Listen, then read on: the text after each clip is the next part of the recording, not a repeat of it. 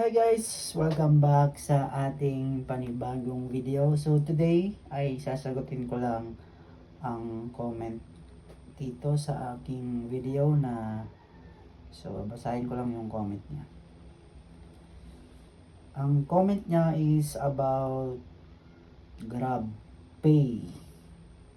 So ang comment niya is saan makikita ang GrabPay account.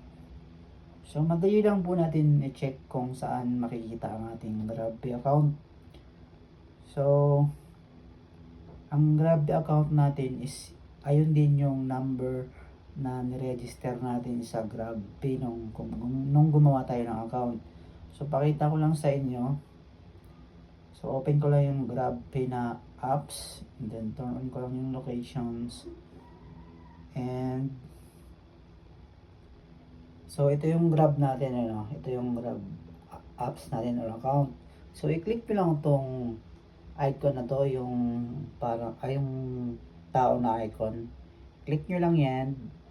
And then, pagka-click nyo yan, i-click nyo lang ulit tong tao na to, yung icon na yan.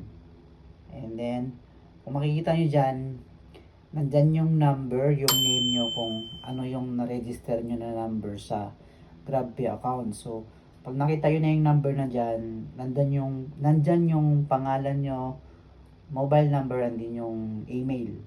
So, yung number na yan is, ayan po yung GrabPay account ninyo. So, wala pong kayong ibang GrabPay account, kundi yung number na nakaregister. So, makikita nyo dyan dito sa profile ninyo.